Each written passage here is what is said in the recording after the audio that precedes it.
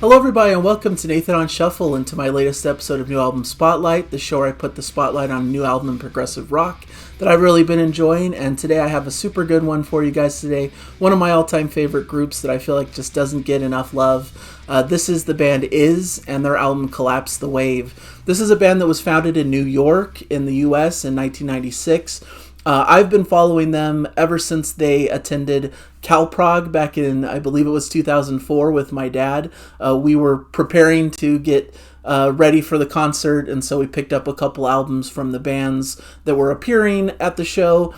So we picked up Sliver of a Sun and I Move, which were the two albums that they had out at this time, and really fell in love with their sound. They're just really quirky, really interesting. They take in all these influences from the past progressive rock giants like Yes, like Genesis, like ELP, like Jethro Tull, like Gentle Giant, and they put it in this whole melting pot of influences that they have and add in their own unique flavor to produce something that's really singular and special. You know, a lot of bands you can kind of tell a little bit too closely that, you know, they're trying to be the next Yes or they're trying to be the next Genesis, and they really lean heavily into a particular influence. But I think IZZ are experts at pulling in all these disparate influences that they have as a band and turning it into something that's truly unique to them, that doesn't really sound completely like anything else. And I really applaud them for that ability to do that. Really helming this band are two brothers, Tom and John Galgano. They're definitely two of the leads here in terms of singing, in terms of instrumentation, in terms of writing. But we've also got Paul Bremner on the guitars. We've got two drummers in this band, Brian Corleone and Greg DeMiceli. And then, of course, we have Laura Mead on vocals, adding a female vocalist to the palette as both John and Tom sing as well. And we get a lot of great interplay between the vocals between these three singers. So a lot of great stuff going on in the mix. And this is a really cool album from them. They've had quite a storied career at this point. They have several albums to their name. Each one is really great. And to me, they just keep getting better and better at their craft.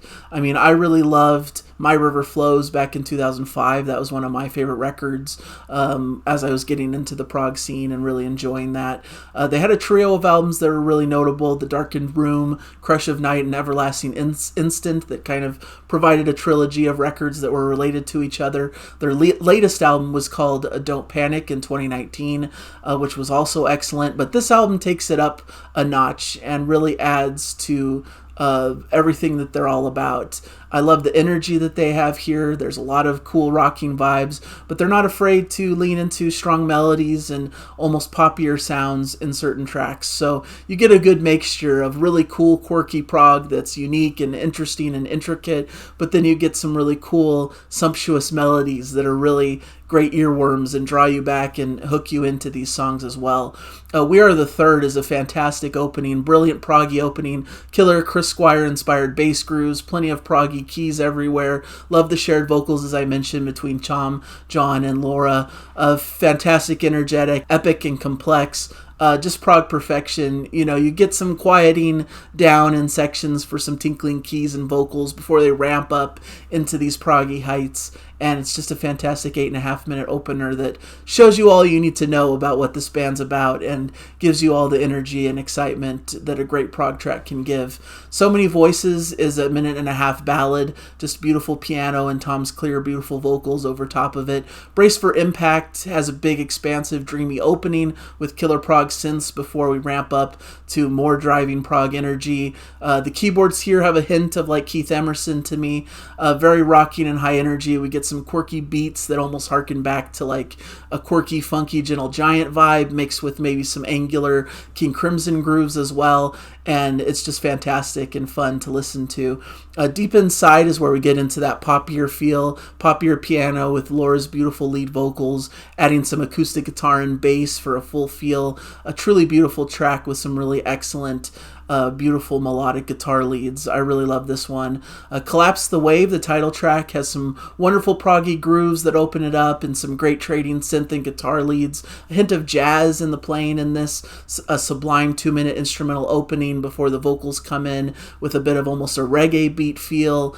Just really sits in the pocket but adds plenty of proggy flourishes throughout this track. It's really fantastic and a great groove to just sit in the pocket of. Sometimes Sublime leans back into that more poppier soundscape that they're known for. Some acoustic guitar and organ bring a bit of a bluesy flavor before Laura's vocals enter. Really heavenly vocal work and guitar work leads to a big and satisfying conclusion. Another amazing piece of work. I really love this in the center of the album. It's really great. There's Hope has a upbeat, quirky energy, not unlike some Yes tracks in their heyday. Love the 3-part harmonies that take place throughout the track. They're just really close and really sweet and right in the pocket. Some cool jazzy notes to the harmonies that they're doing.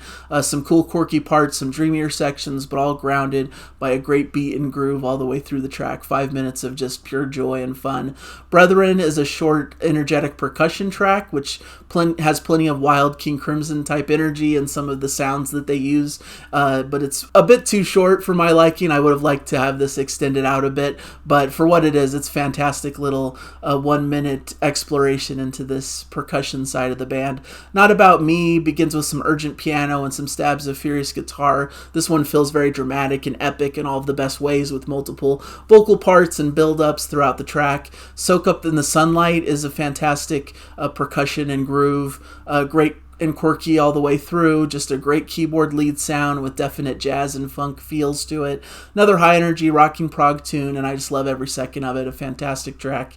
And then that leads to the finale, And We Will Go, which gives you more energetic prog, swirling keyboards, driving percussion, quirky us-like vibe with just a bit of that King Crimson angularity to give it a unique flavor, and it just leaves the listener wanting more. It's a somewhat short track to end the album with, but it ends it in the best possible way, just leaving you wanting to hear more, wanting to press the repeat button, and just loving every second of it. So if you love your classic prog like I do, but like a little twist and a little unique flavor, I think is the perfect medicine for you. It's just such a great group, so underrated. I don't understand why they're not huge and why they don't have the same following as some of these bigger modern prog acts that we hear about. They have all the chops, and they're just fantastic writers, and they have a unique personality to them that really shines through on their records. Whenever I hear their music, I can tell immediately that it's them. They have a signature sound. And to me, that's one of the most important things about a band, is that they have their own unique signature sound that you can latch on to, where you can hear a song from them from any point in their discography, and you're immediately drawn in and like, yes, I know this is the IZZ sound. You know, it may not sound exactly like every other one of their songs, but there's a unique quality, a unique stamp that really showcases who they are and really brings something to the table that not any other prog artist has. So really fantastic work. I really recommend this on the highest possible level. If you love progressive rock, you should love this album. So thank you guys for joining me. Hopefully you'll go check this one out, and I can't wait to hear your thoughts about it in the comments, so let me know. Thank you guys, and I'll catch you guys in a future episode, hopefully. Enjoy the music, everybody.